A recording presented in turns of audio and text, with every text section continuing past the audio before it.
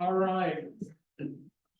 For those of you that are in class, Dr. Blankston has deferred everything to me, so I have an exam for you, for those of you. Kidding. So this is Michael Johnson Seminar Series, and this is our second of 4 speakers this semester. And I'm just going to introduce Gordon Selling here, and I will share that his niece did research with Dr. Blankston and myself. So if he chooses to share who his niece is, that's up to him. So thanks for coming forward. Well, she wasn't Joy. For those of you that haven't know her. So I'll be talking to you today about research I did in industrial and in government labs. I've been 15 years in industry, 20 years in the government. So I have a pretty good understanding of both. And one thing, I'm a walker. So hopefully everyone can hear me and see me. And I do have hopefully some enthusiasm for my work. And hopefully that wherever you go, if you have enthusiasm, that does go far, whether it be real or fake, it's up to you. But enthusiasm is always a good thing. And I am retired. Yeah, people happen, but my grandkids live in St. Louis, so I'm driving my son nuts and his wife, but I'm enjoying it. So here's your Jeopardy question. Remember that. So when you're in Jeopardy, and if they ask, what is the connection between corn and swimwear? You can say Gordon Selling. Who is Gordon Selling? I guarantee people in this room, you'll get it. That's going to be maybe double Jeopardy. Maybe the final Jeopardy is. Because that's it. No one else is done that. So research, this is a neat quote. Research is seeing what everyone else is seeing and thinking what nobody else has thought. Because really, if you're alive now, you've seen everything. Whether it be, now granted, you might not really know it, but you have seen stars form.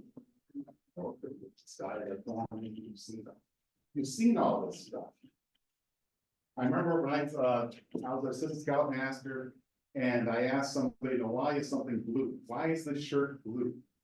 And the answer I was given was because it's blue. And that's, and as we all know, that's not exactly right. And so whenever you're approaching things, you want to, the thing that makes you all special is thinking different. So I'll be talking about the program I did when I was at DuPont, looking at improved corn resistance, Spandex fibers, and then looking at amylose inclusion complexes. So there's 2 types of industrial research. There's research driven, which is really important, but that's the research chemist in the bottom. I did a lot of that research, and it's hard. It's hard to get that research program out there because everybody's fighting against you. Doesn't matter how good the research is, you've got research, it's hard to get it out the door, but you have to do it if you want to have a long-term business. So there's that type of research driven, and there's market driven. You got this crazy customer problem. And that is super important. That solution, finding that solution is a slow step. Every layer of management wants you to get this to be fixed. And you have to have that in order to be, if there's going to be a long-term business, you got to solve these problems. Now, Spandex is one of the most complicated polymers out there. Spandex is a polyether, polyurethane, polyurea. So it's 3 polymers in one. So everything but cups, swimwear, those legging pants, help me out, I'm old, whatever those stretchy pants things are called. Those are about 20% spandex. Those are about 80% liquid, which is why they stretch. And that's the soft segment is a polyurethane ether. The hard segment is a polyurea. That's what makes this thing a fiber that you can work with. It is an ether and a liquid, which means it's susceptible to oxidation. Again, slick that the soft segment of the spandex, this melting point is about 5C. So again, they did try using this on parachutes back, now, gosh, 40 years ago. But if you imagine what happens up in the upper atmosphere if it melts at 5C, it didn't work so well. Now looking at oxidation, the oxidation cycle. So this is a classic cycle that we've seen maybe you have not seen, but it is a cycle, happens all the time. There's lots of ways of stopping this from happening. Whether it be having a stable polymer, basic pigments, those are important for chlorine products, but you can also use phenolics, amine stabilizers, various ways to stop this from happening. Because all of these processes lead to degradation. And when that polymer falls apart, starts breaking, it starts failing. Now for chlorine, for spandex, hypochlorous acid, that's the killer. And so that chlorine attacks that urea, chlorinates, it generates the NCl, and that then breaks apart, making radicals. And DuPont found in the early mid-60s that you put zinc oxide into the fiber, and zinc oxide is amphoteric, so it's an acid at the base, and it reacts with the hypochlorous acid, neutralizes it, and that fiber lasts 3 to 4 times longer, and that allowed swimsuits to become clingy. So when they figured out how to do this, that's when you had clingy swimsuits. And then when you look at swimsuits, there are really 3 ways they fail. Most swimsuits about 80% nylon, 20% spandex. There's about 50 cents of spandex goes into $80 swimsuit. Sometimes the dye fades. You've got this red swimsuit that goes orange. As far as the spandex business, we didn't care if it turned orange, that's someone else's problem.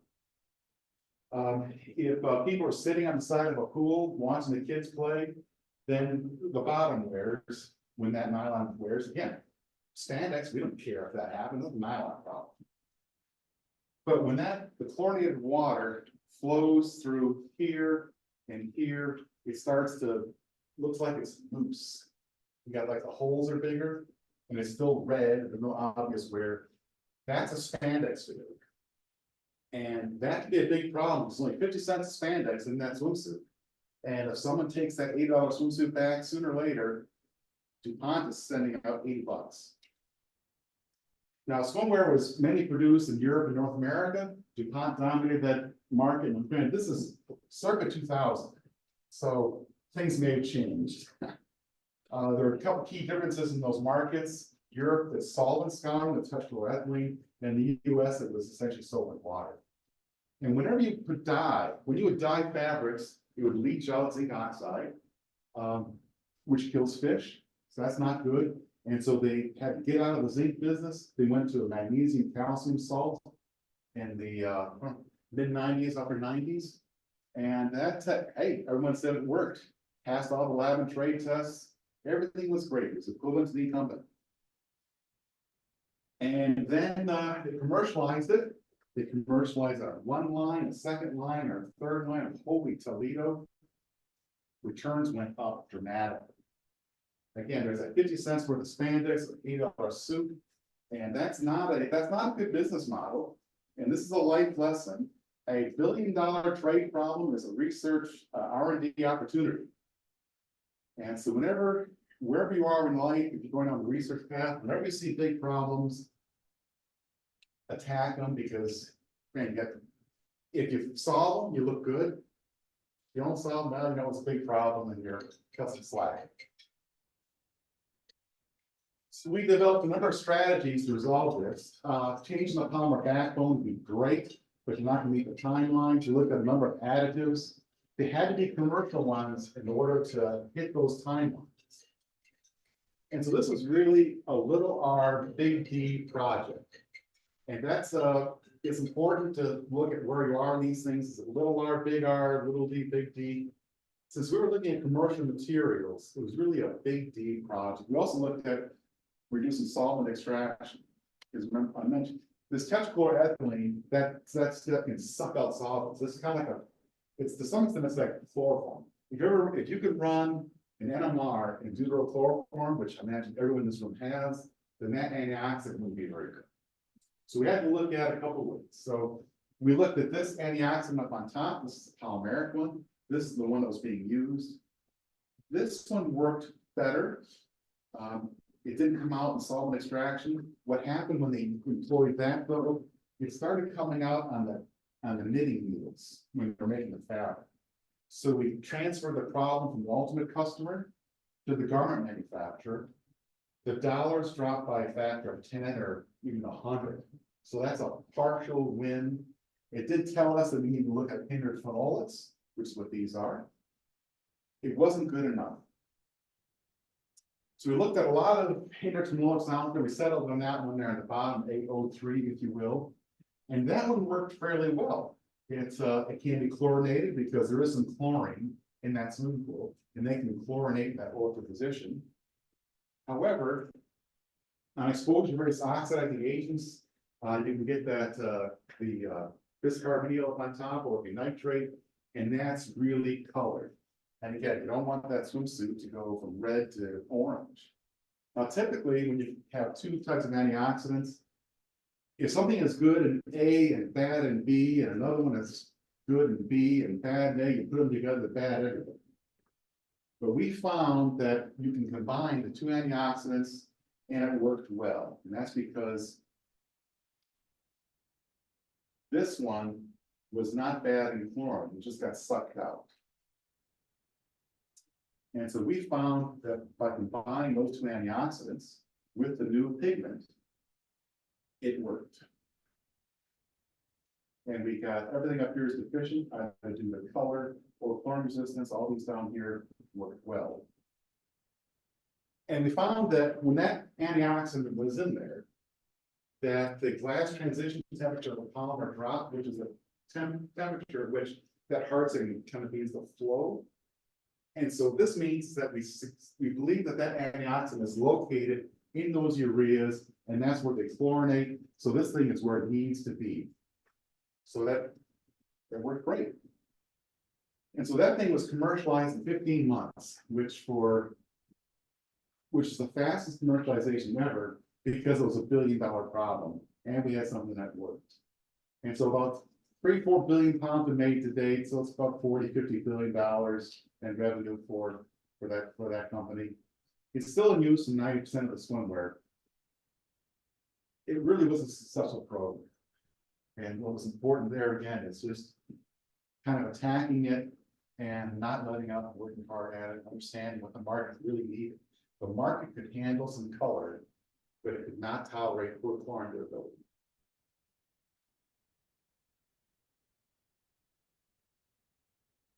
Mention that. So I'm looking at amylose inclusion complexes. Ag Research Service, I bet no one's even heard of this. I bet everyone's heard of U.S. Department of Agriculture. But the Ag Research Service, that's the primary R&D agency of the USDA. It's got about 2,000 PhDs working in it. There's 4 regional labs. One's located in Peoria, Illinois, where I was. I worked in the plant polymer research unit there, and I worked with cornstarch and corn protein. And I expect whenever you folks ever go home, you see lots and lots of corn. And the cornstarch we're working with, if you go to the store, you see cornstarch. It's something that's very, very common. Has everybody seen the iodine clock reaction? I expect everyone has. That's a slick. We did that for chemistry demonstration at schools, and you change the various amounts at various times. The iodine clock reaction, that's an amylose inclusion complex. Why you get that color. And these things have been known for 200 years. But no one's ever really done anything with these things that's useful until about 10 years ago when we started doing this work. So I'll be talking about the production of these materials, their structure, and then how we've used them as emulsifiers, pesticides, surface modifiers, and polymer blends. And for all these things, it's 95% cornstarch. 95%. When you think about when you go to, my wife and I ate a Sugar Shack today. Is that right? Sugar, salt, some barbecue place on Olives. Okay. They've got a really good cornbread. That is amazing how it stays together. But that's what this is. So an amylose inclusion complex. So the raw materials that can be just dead corn. You're driving around Missouri, Illinois, you see fields and fields of corn. That's it. Now, granted, you take out the protein. The higher amount of amylose, the more value it has. So amylopectin is shown up on top where it's branched. Amylose at the bottom, the pearl necklace, the linear form. The ligands that we use, we're putting inside, not putting inside ion. Our ligands are fatty acid or fatty ammonium salts that are derived from vegetable oils. So some of these amylose inclusion complexes would be generally recognized as safe by the FDA. And these would be the ones that fatty acid salts. Now, granted, nothing we make in our lab was made in the lab, but commercially, generally recognized as safe. And these things are all made as a common industrial technique called steam jet cooking. Can't be made that way. So that's cheap. So you've got this cornstarch. You've got that little spaghetti noodle. It's been heated to a high temperature, so it goes above the. It starts to gelatinize, unfolds, unwraps. Got a random walk polymer. In the presence of that ligand, as it begins to cool down, that amylose will wrap around the ligand.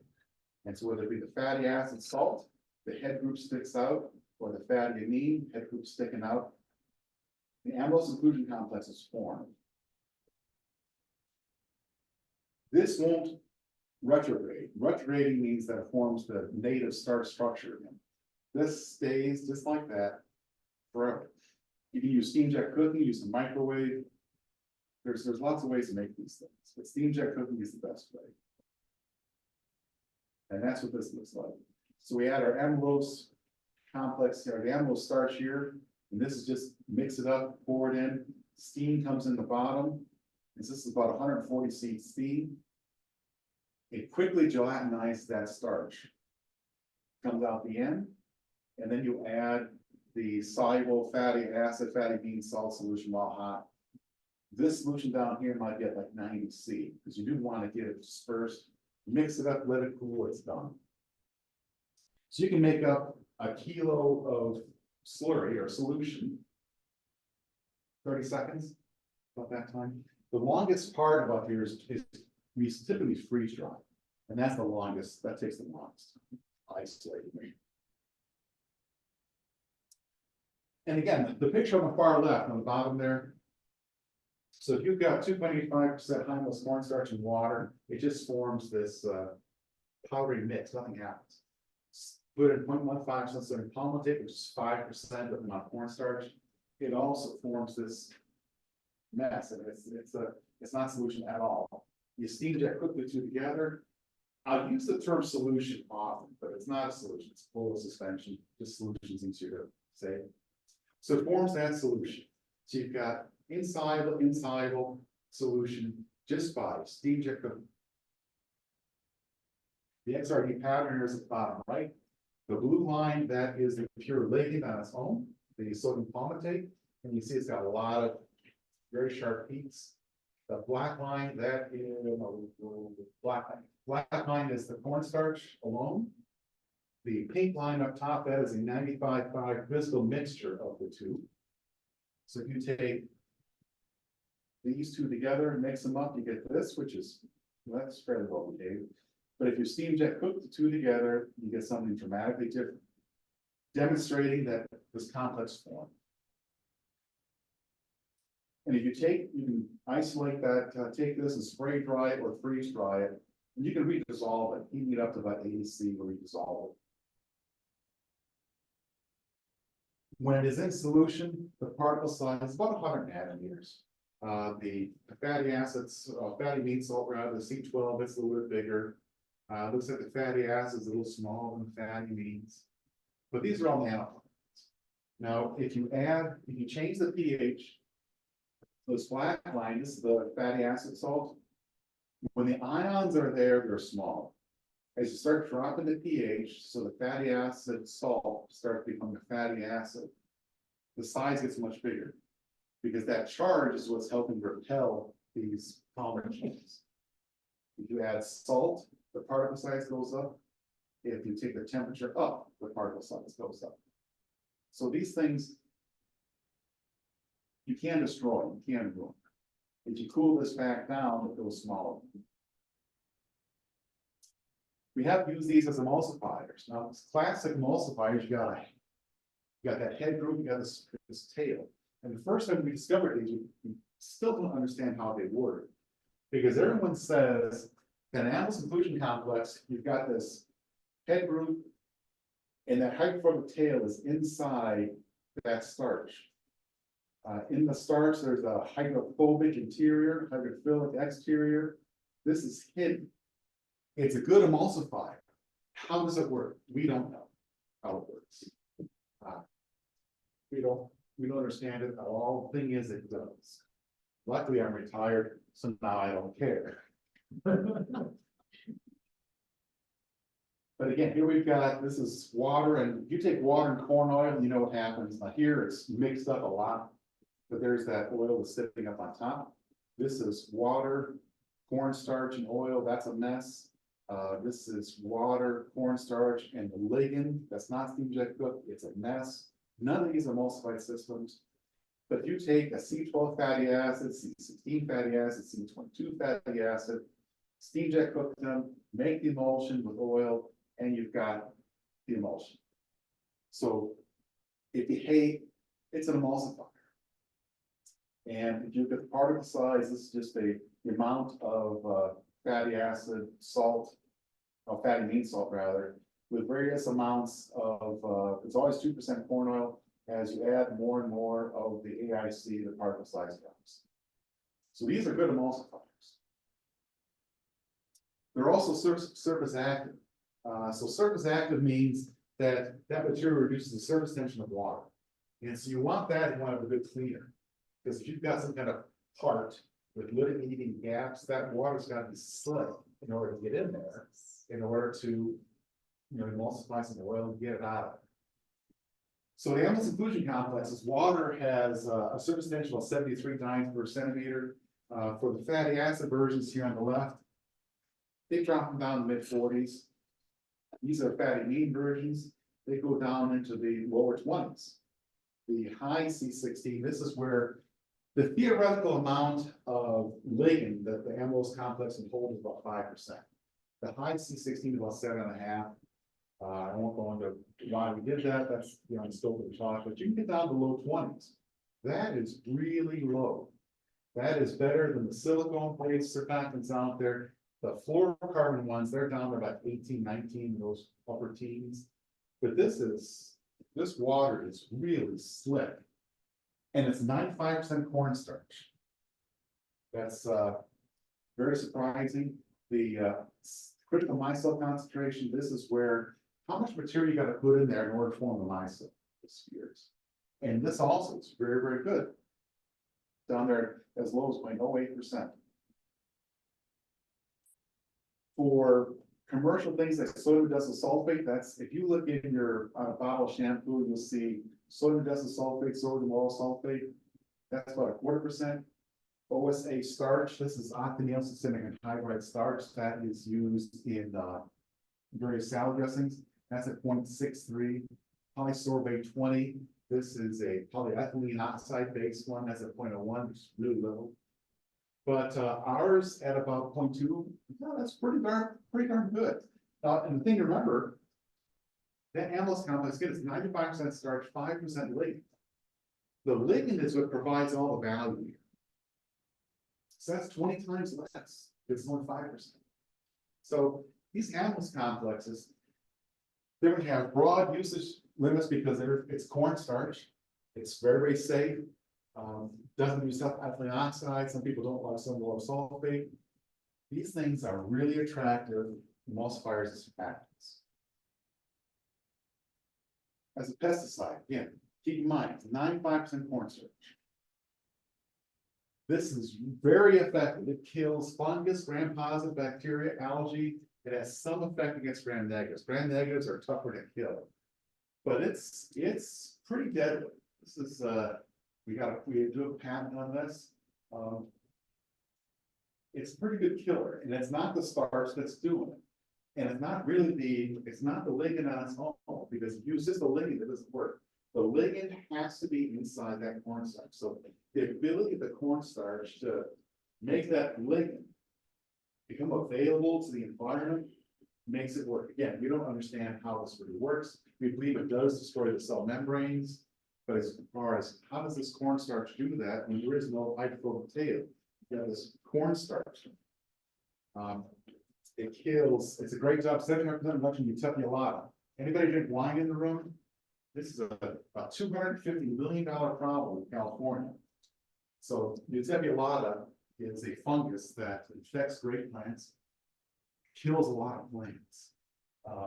And this, it's one of these things, we're not experts in this area at all. It's not optimized. We just sprayed some on some grape cuttings and saw 75% reduction in the Tebulotta infection in the grapes. People in this room can do better. Don't tell them how you do that work. Because we just don't know that area. You put this on gauze, cotton gauze. It did as good a job as, or competitive with, what goes on, what do you put on your arm? You got, is the TV? What is that, triple antibiotic? Help me out. Neosporin, this is an N, same thing. So, it's competitive Neosporin and its kill rate. And this, what's neat about this, well, good and bad. Since it's a polymer, it's not really going to go into your skin. It's going to hang out on the surface. It's where a Neosporin is. Now, again, is that good or bad? That's biology, I do biology. But it does stay on the surface. This was another slick thing we looked at. Now, the iron-rich potato fan, I think I said that correctly. Big deal. I mean, that's, think about the bunch of folks immigrated from Ireland at that time. That was a bunch that was caused by Samuel Simon. That caused about 25% yield loss even today.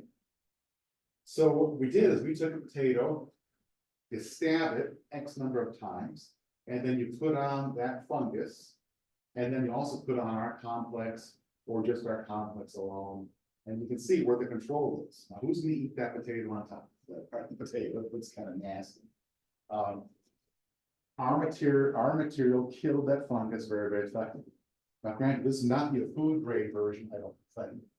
But anybody know how you plant potatoes? You know, you cut it up, you look like islets. And so you could spray this onto the potato, the cut potato, and it won't get infected by that fungus. We also showed that it can kill termites. Now you have to use your imagination. Imagine that these termites are all wiggling and then they stop because they're dead. So they take 1 or 2 bites out of that treated piece of lumber, the little piece of wood, and it kills them. Now it doesn't really kill the termite, but what then happens is it kills the bacteria inside the termite's gut. Because it's not really the termite that's degrading cellulose to convert to sugar, it's the bacteria in their stomach. And that's a gram-positive bacteria. So our stuff, we think, kills the bacteria, which then the termite then starves. But it's pretty deadly to termites. These are cabbage loopers. It's a type of moth that likes to eat cabbage, amongst other things. And as you add more and more material to the feed, they grow slower and slower and slower. And this is the number of the caterpillars in that mass range. As the control is red, black rather, and with the red, these are dead ones. It's not super deadly to these guys, only 30%. But what's neat is the fact that it's very, very safe. It's very, very cheap. This is a soybean leaf. Control versus treated, you can obviously see the difference. What's slick about it is the fact that it's cornstarch and a vegetable oil derivative. These can be made anywhere in the world. This can be commercialized anywhere. You don't need super high technology to make it. You don't need high technology to apply it. You can literally go over with a ladle and just pour it on a plant. On the bottom left, these are mosquito larvae. You barely see those little guys. If you look at a microscopic picture of a mosquito larva, they're disgusting, at least to me. Other mosquitoes might find them attractive, that's okay. But garlic oil has been shown to kill them, as well as asafoetida. Yeah, that's a tough word. It also kills them, but in the presence of the AICs, it's much more deadly. Nematodes. Nematodes are responsible for about a 10% global food yield. About 10% of crops are eaten or killed by, 10% of crops are killed by nematodes. I think got that right. So nematodes are deadly. These are little itty worms. They will chew into the root, latch on. They're kind of like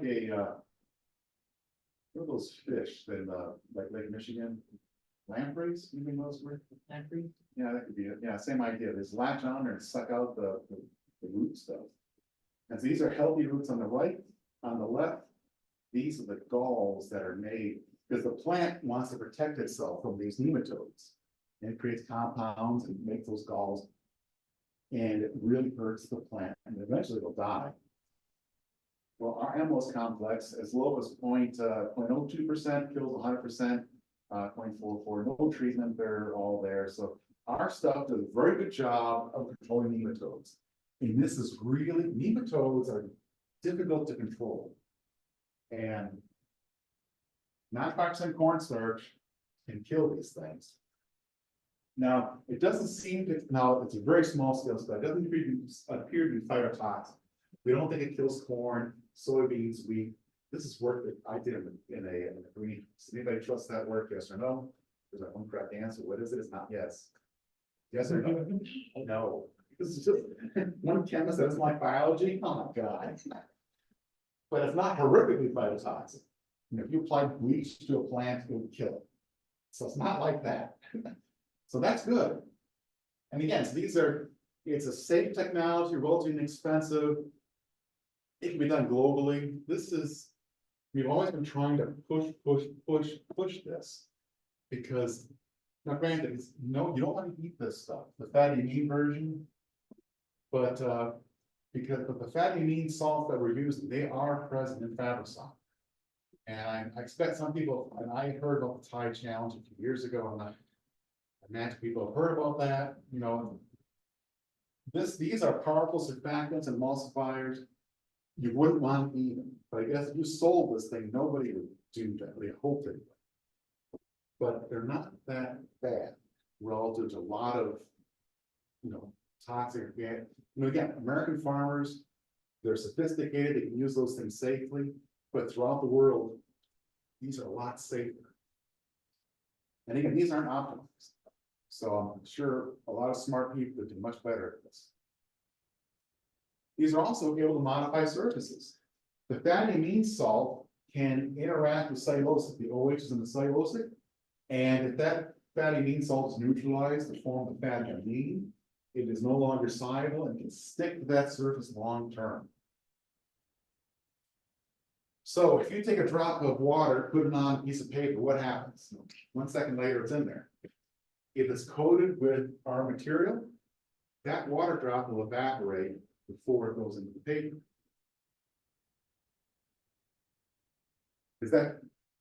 And again, it's 95% cornstarch. And again, cornstarch, it loves water.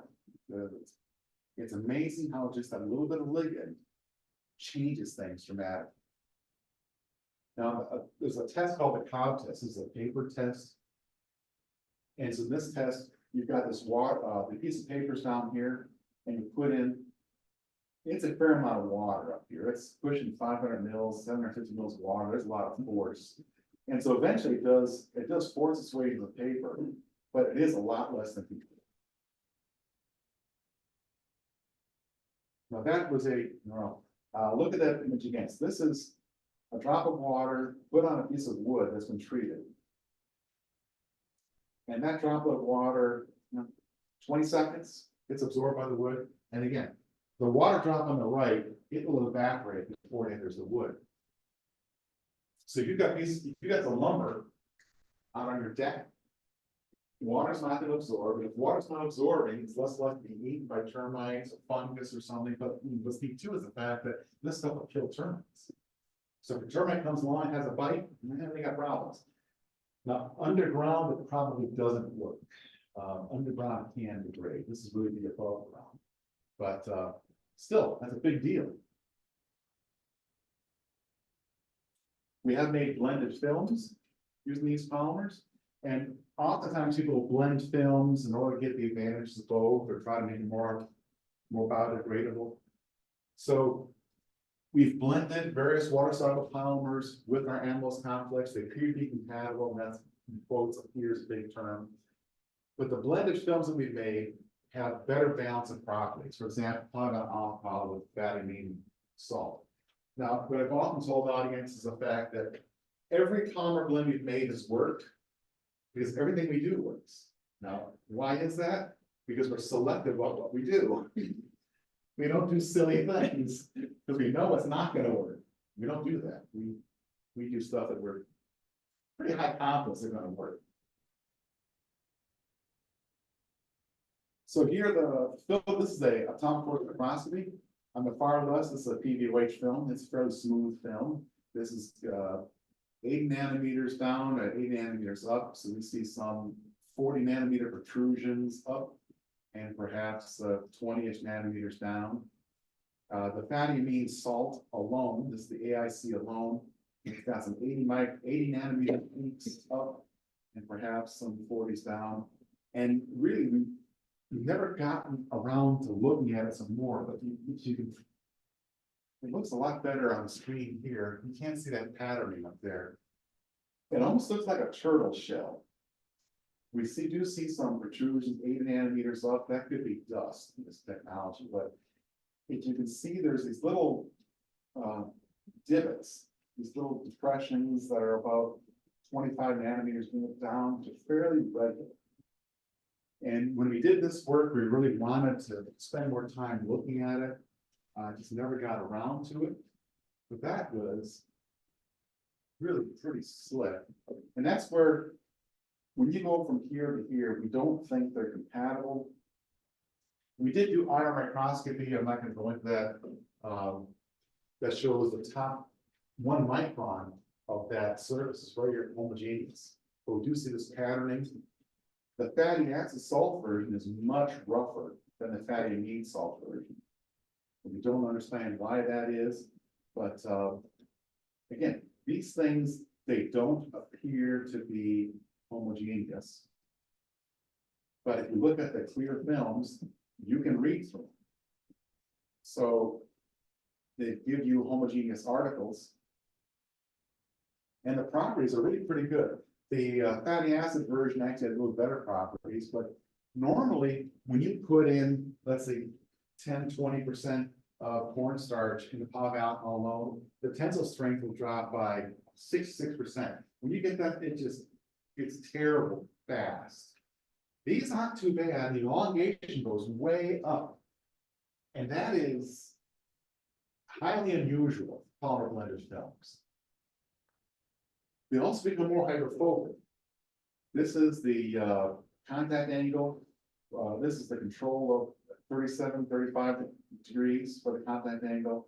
You put in some amylose complex that goes up into the 70s and 80s. That's a much more hydrophobic surface, and that's a big deal for packaging. If you've got packaging that's in contact with meat, for example, that's kind of a wet surface, it's more hydrophobic. So water permeates less readily.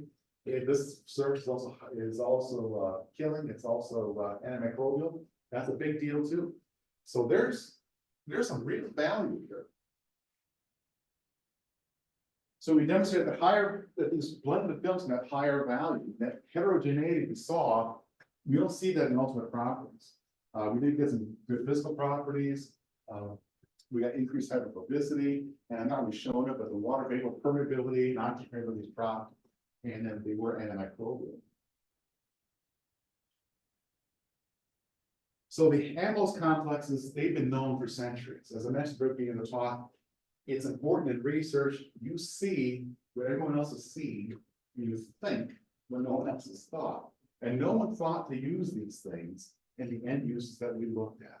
Now, part of that is because the technique that we use to make these things, steam jet cooking, we made hundreds and hundreds of grams of materials. The techniques that everyone else in the world uses to make these things, if they can make 1 gram in a week, they're thrilled. They're making 10–20 milligrams a week. And just because if we can make hundreds of grams, that's opened things up tremendously for what you can do with these things. So that, our technique in making these things also made it. And so we're always looking for research partners. The amylo solution complexes, again, they're safe, easy to make, inexpensive raw materials, the chemistry is well behaved. And again, we found value everywhere we looked. That's again, because we're judicious on where we look. And for really as little as $1,000, you can make these things. This, you want to say well behaved, this is the yield versus temperature in Kelvin. That's a really nice line. And you can imagine what the next figure, what's that next figure going to be? Instead of this Kelvin, be what? 1 over temperature, right? So it's well behaved. So if any profs are interested in doing this kind of stuff, I can hook you up with researchers in Peoria, Illinois. And again, what's neat about it is the fact that no one's going to get hurt if you're somewhat savvy. Again, you can always get hurt, but you're not going to get hurt. Easy, cheap to make, and it works. And I worked on this for 10 years, 12 years, and sucked in a lot of people. Because, one of the great ways of getting to work with other people is that you have some enthusiasm, you got something that works, you're willing to share. The other boards. Well, William Jay he's my postdoc for 4 years. And so he did a lot of this work. I just guided him, if you will.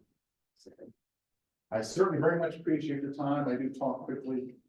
And I love to answer any questions if people have any. And again, appreciate your time. Thank you. I appreciate your invitation. Should have said that earlier. That's exactly.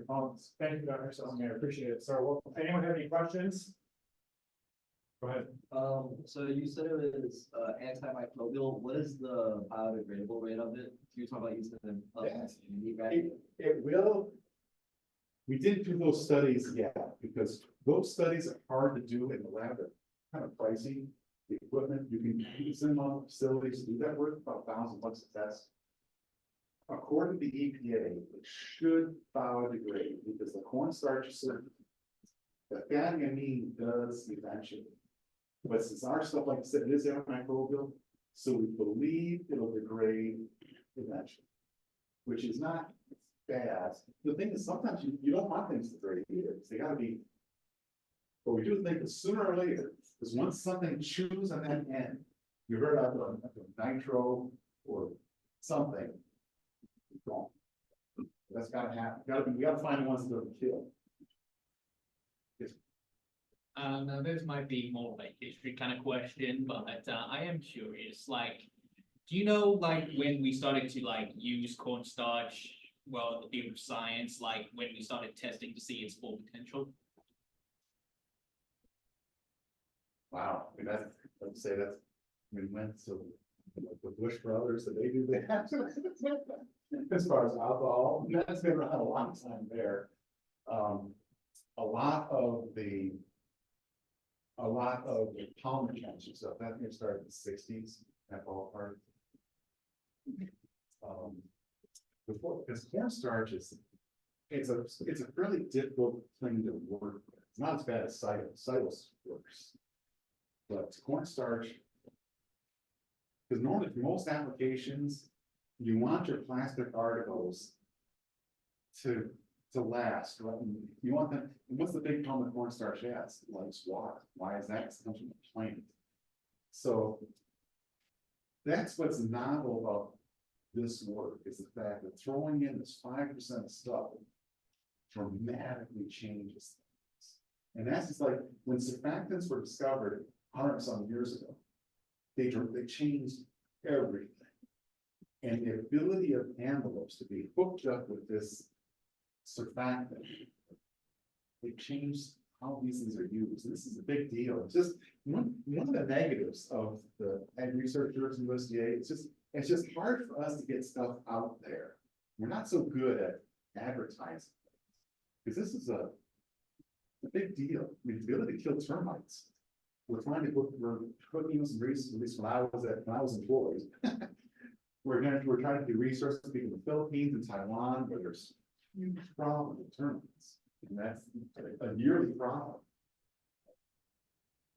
Yes, So you were talking about, when you were mostly talking about making the AICs. Huh? With like the jet steam and stuff, you mostly talked about how the amylase was wrapping around the, was it that amino acid? yeah, The ligand, and you said it wasn't retrograding. right. What have you guys like figured out why it isn't retrogradable? Is it like the chemical bonds specifically with the ligand and the place? Well, it's all physical. It's all. It's a physical association, and so because it's physical, it's kind of like locked in there and trapped. And we think that when it heats up in solution and the size gets bigger, those structures start to open up. And when that starts to open up, maybe it could retrograde, but then we cool it down, it reforms around it. So it, there's still a lot of, because there are people that think the head group is also inside, the whole thing is inside. And again, I'm not smart enough to know. We did solid state NMR. And again, that's analytical chemistry. Yeah. I don't do that either. You think We try to get smarter people involved in this. You think possible like a stress test with like just seeing how high you can crank it up until it retrogrades is like also a path? Well, that, yeah, because we do have a bomb rheometer. Not the right name for it, but so it spins, and looks at solution properties with temperature up to 160 C. We've not taken it up that high, but something unusual could happen. But it's like, it's, So when you're talking about the pesticides, you're saying that like not good to keep. So when you refer to safe, that they're safe to use, like it's safe for the people buying them, like. Is that what you mean by that? yeah, and again, that's my belief. Am I right? I don't, no, I like to think so, because again, it is a fairly well-behaved solution. Again, if you made a mist, and that'd be my concern in like a grape application, is a grape application, they'll come along with sprayers and spray this on to grape plants. How safe would that be? I'm not sure. I wouldn't want breathing in a mist, no way, because that's such a good emulsifier surfactant back on the lungs. That would probably not be good.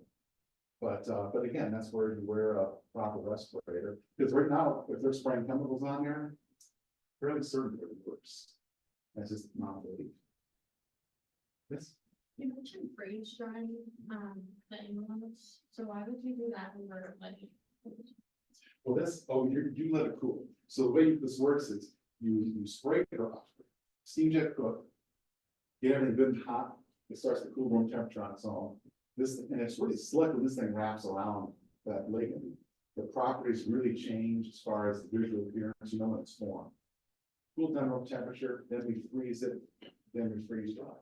There's a process called spray drying, I'm not sure if you're familiar with it, but it's like almost like a shower, like a shower. And so it sprays your solution into a tank. It's about 100 C, 120 C. It's got fairly hot, dry air shooting through there. And it dries in 2 seconds. We have one of those. We typically freeze dry because the guy that wants that doesn't want to do it for us, which is fine. It's his equipment. But spray drying is like, you think of dry milk. I think that's the right box, dried milk. That's spray drying. Yes. Yes, so for the pesticide, the use of the AIC, because have there been any cases of like pests developing some sort of resistance? Oh, that's 30 years from now. I'll say yes. Okay, so maybe it's like it's possible. I would think, when nature finds a way, where that comes from. That's the rest part. Yeah, and it is nothing. I guess what I like about the technology is the fact that this is, and again, I don't really have that background. To me, it seems like these are very novel. The person that did the test, and again, most of the work in this talk I didn't do. I just made it and farmed it out. So that's not so good at answering some of these questions. But that also means that it probably works because I didn't do the work. A chemist that did the killing fungus, and he was shocked that these things work. He thought I was an idiot. It's a waste of time doing this. Why am I doing this? Holy, see, it works. How does that happen? Now we got another problem. We gotta explain it.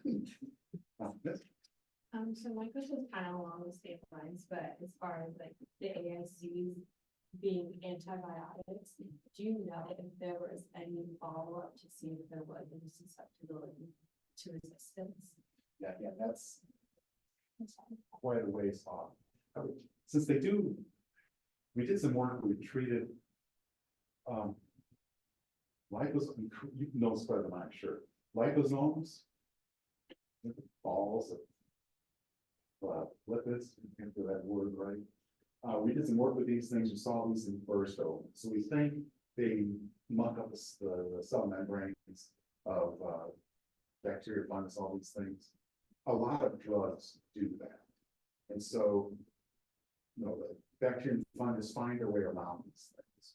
Now, since ours, we think they're more classic surfactants, even though we don't understand how they can be, because that potato is in the wrong place. That they might be a little less susceptible to developing that resistance, but again, we really don't. Yes. Does the AIC inhibit the growth of algae? Yeah. Don't ask me why. And that's Joe Rich. He works at he works in Colorado now. Yes. So for the cornstarch, you said that the MLS increases the values. Did you ever end up seeing a critical point where too much had negative effects? No. Yeah, because so for cornstarch, you can buy a 1% amylose, 20% amylose, 70% amylose. And the performance goes up, if you will, as there's more amylose, because you put in 5% ligand by weight. So at 1, you're at 1 times 0.05, 0.2 times 0.05%. You can't get 100% amylose. But what we did do is you can get dextrins that aren't exactly cornstarch, much of weight's like 100 times less. We found some really good advantages because we were thinking, oh, this is pure amylose. Great, this would be fantastic to use. Lower molecular weight, be a lot more soluble. So we thought, and we were right or wrong, you know that answer. They did get the better performance. Certainly that too. I didn't show that data at all. They're competitive with fluorocarbons.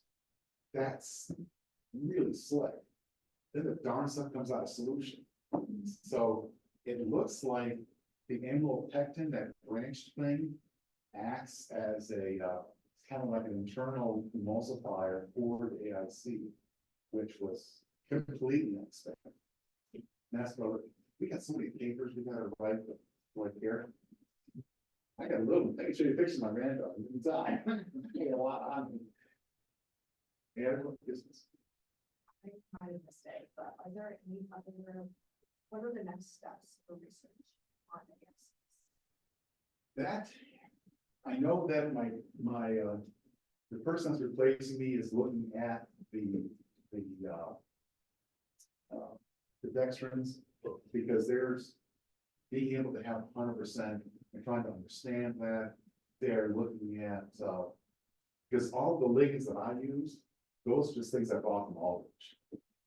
It's a better thing to do is to take the vegetable oil, soybean oil, corn oil, blah, blah, blah, blah, hydrolyze them and get those mixes, because that's what the industry would do. Industry would never buy the C16 fatty unless there's a super good reason, because the cost is 10 times more. So trying to get the price down, looking at, again, what is that structure really? Where is that head? It's a lot of, because we've looked at some of these polyunsaturates that have got like 3 double bonds in there. They appear to form this amylose complex. We don't understand that either. Because when you put all those kinks in that chain, now you've got this thing that looks like a fat U. Well, how does this thing twirl around like that? That's idiotic. But chemistry fools us sometimes, makes us the idiots. But I don't understand that. There's 30 years worth of work here, easy. So speaking of chemistry, I just have a question about how cornstarch or the allulose would react to like any substance, other substances such as like alcohol, like would it coagulate or would it? Yeah, if you put these complexes in, like I said, ethanol solution, fall off solution. I don't know the numbers, how much you need, but I bet it would. 10%, 20%, I guess. So it's just best to be with like a certain solution than like another solution, or would that be in further research as well? Well, it's for the research as well, because something like a DMSO would be great. Yeah. Problem with DMSO is the fact you gotta do a DMSO, that takes years, decades. Yeah. You go a long time with DMSO. Yes, Like you said, about the agricultural, national, how easy would it be to get it off of the product? I say, We're using it for agricultural purposes. oh, getting it off. Yeah. We did some slick work, that's, if I don't publish anything, that's not gonna get published. We went to a local orchard and we cut, we did cuttings, we cut apple trees, cherry trees, peach, plum, maybe somebody else, 4 or 5 apple trees. Because fruit trees, they cut them. You ever wondered, like, you ever go to an orchard lately? You notice how you pick orchards? And the trees are all like, this high or something like this? And why is that? Is that because they grow that high? No, it's because the people are cutting them that high because they're twice as big. No one's gonna come in and you pick, they're gone. So when they cut those things, fungus, bacteria can get into that cutting, affect the tree, kill the tree. And so what we did is we went out to the orchards, cut the tree, and applied our animals complex to that cut surface. And then we came out week, like first 1 week, 2 weeks, then 4 weeks, and then once a month. And it was, again, because this stuff makes the surface hydrophobic, we had a great test to sell, is our stuff still there, yes or no? Just put a drop of water on the surface. And then we did pictures of it, the contact angles, and about 6 months, it's gone.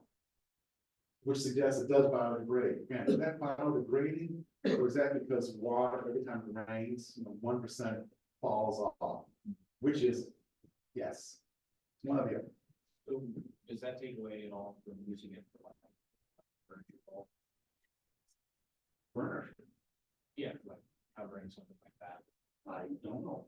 Could we have considered using it like in a hospital setting for cleaning articles or surfaces and such? That'd be stuff there too. Or maybe lumber. Well, oh, absolutely lumber. We've got some tests going on.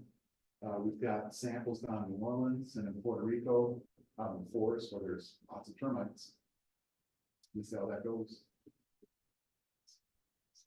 Yes. I don't know if you answered this question or when you applied somewhere, but, does the pH, or animals, does it decrease? So the pH, I don't know if you answered or if you talked about it in your slide, but does like the AIC or amylase, does it like decrease? What's the last word? pH. Decrease. Degrade. Oh, I'm sorry. Well, yes, well, it would. I mean, especially since it's cornstarch.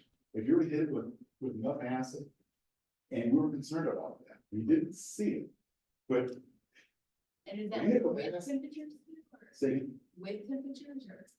it's one of those things. We haven't seen it, but it must happen. Because it's acidic, and what's the acid do with those, with the, hemiacetals in there? It's gotta degrade some. We haven't seen a lot of it, but it's gotta be happening.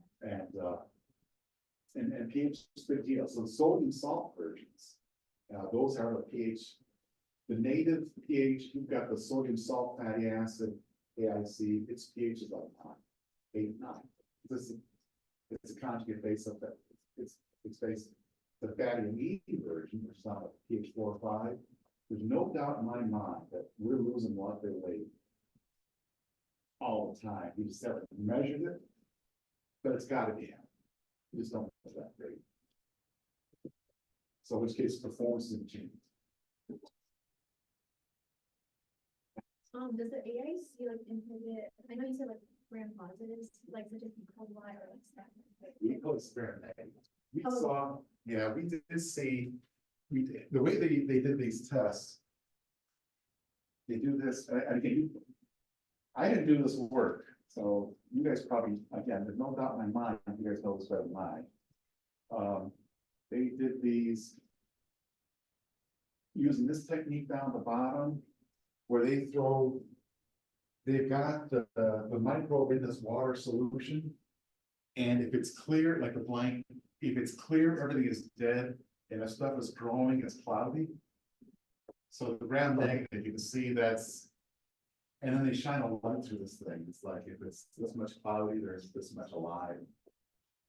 I don't know that stuff very well at all. But you see with the gram negatives, like there's E. coli at the bottom, it's not too bad. The P. aeruginosa is worse, I have no idea what that is. It's not so deadly, but for the gram negatives, we're not so, but they're tough to kill, gram negatives. So again, I said we're competitive Neosporin. That, to me, that says a lot, because Neosporin's a lot more expensive than this stuff. And again, that could really open up, for use around the world. Cheap, very safe, yes, sir. Yeah, so when you were talking about using the IXC as like insecticide, you were like talking about how it had like around 30% more like mortality rate. Right, for the capsules, yeah. Yeah, for the, specifically for like the moths, right? Yeah. Was that throughout specific concentrations, or was that like at a specific concentration at a certain, like, not, like, concentration? That makes sense. I give a definite yes. Okay. Or no. Okay. No, because The you. workers done, Yeah. it's published. Mhm. I don't remember how we did. Because like, if you use way more AIC with the mortality rate increase or something? Absolutely. Okay. But one of the concerns I have with those applications, we just don't know, is it hurting, as you put this stuff on the plant. Part of me figures sooner or later it's gotta start affecting. Fine, as well.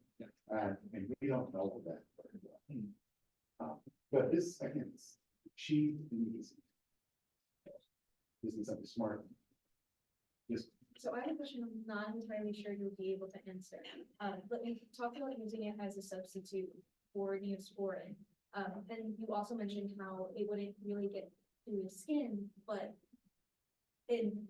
correct me if I'm on a completely wrong thought process, but the process of using Neosporin is usually when you have an open wound, so you've already broken the skin barrier. So has there been any sort of?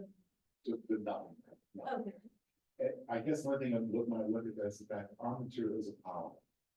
And so as a polymer, even though your cells are capable of, we often prep valves in their own, cells can make those like holes and absorb polymers somehow, that works. But ours is polymer. And so I just have to believe it's gonna penetrate you less effectively than a small molecule. Well, I just think it would be faster. Questions? Nobody over there has a question. I should have, I was kind of walking because it's the keyboard was here, but I didn't want to. Like, hey, are you all happy over here? Good enough for me. That's important. Keep getting happy. I need to apologize because I was staring at my phone quite a bit, but we can blame your niece. She kept on texting me. So that's the first thing. The second thing is, are you very good at making Google? I don't know what that is. Oh, the Non-Newtonian fluid. yeah, this is something you can walk on. Yeah. Oh, sure. But we did that in kindergarten. My technician and I, we have a chemistry show we did for years. And that is slick stuff. But it's water and cornstarch. Yep, perfect for, and we had the students all put their hand in slowly and punch it, and then have to go wash their hands. It's slick. It's, I know you said that earlier that cornstarch was difficult to work with. Is there anything else that could be used as a alternative that could possibly have like the same? well, for this, as we looked at, cornstarch, barley starch, almost many starches seem to work. All starches that we looked at work. we did corn because it's just the biggest one out there. But like we did look at rice starch, so for researchers in Asia Pacific, China, whatever, Taiwan or something like that, rice works, they'd like to try it. Yeah, so but what you do need is some linear part. The waxy part is just not working well, there's very little of the animal's fraction. The ligament just floats at the top. It's just a, you have to have a certain amount of straight chain. So I know that we use cornstarch like and like causes it to thicken and Yes. out of the day, like stabilizing the agent, like what's the mechanism? Or is it- Cause it to thicken? Well, once again, but for thickening, because it is a polymer, and once it gelatinizes, and in order for it to thicken and not come back out, it has to interact with other things in your system. If it doesn't, then it will destabilize and like retrograde. If you were to do this, we did this, you take the hindmost cornstarch, you don't have a ligand in there, you steam jet cook it, cool it down, it looks great. Within 10 minutes, got shaved. So it will retrograde and reform this somewhat polymeric cornstarch bottom, and then thick, really. And so, maybe part of it too. And that's big. There's not much I can do. It's very, very, very precise. So at the beginning, you talked about there being kind of two types of research Yeah. projects, the kinds that are hard to get approved and the kinds where you're solving someone's problem. Yeah, that's important. That's been like that. Is that, like the reason why we don't know why this works on algae or why it works on, termites? It's certainly, because once again, one of the great things about working in the government, it's they do fund our research, which is great. We're not always seeking funds all the time, like you look at profs and like my prof back in grad school, he spent 60% of his time writing grants. I'm not sure what it's all for y'all here, but a lot of time spent writing grants. And sometimes you can put in those grants, doing some basic research, you have people do that sort of thing. Within the Fed, we're not doing that, which is good. I mean, because I spent 67%, 60 or 70% of the research in my papers I did in the lab. I was in the lab all the time. My technician was over there and I was over here. We worked together all the time, which I liked a lot.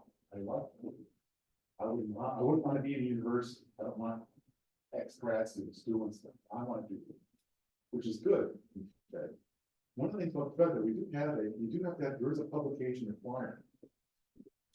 And we have to meet those requirements. And if you start doing some super basic fundamental work, like how does it, if you can't figure it out, we have to publish every single one. Whether you're 20 years, 30 years, or 2 years, you must get X number of publications if you're going to survive. So you do, again, as I mentioned, there's lots of research that I carried out that were not published. But it's not because it didn't work, it's just because I like this better. Everything I did worked because I did stuff selectively, kind of knew the science. But, sometimes you're working in academics, so like back in grad school, 98% of the stuff I didn't work. Now my thesis is 2% of my time there. In the Fed, it was 98% of the stuff I do works. When I was in industry, a lot of stuff there didn't work either. But again, in industry, your boss tells you, work in this area. I don't care if it doesn't work, but work in this area. At the end of the year, I work in that area, it didn't work, that's your problem. So it's a different way of doing things, it really is. And there's advantages to all those things. But if you're in industry, again, because if you've got a market problem, it must be fixed. If you don't fix it,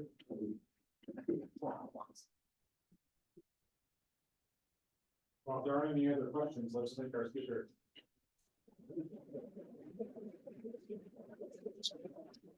you know,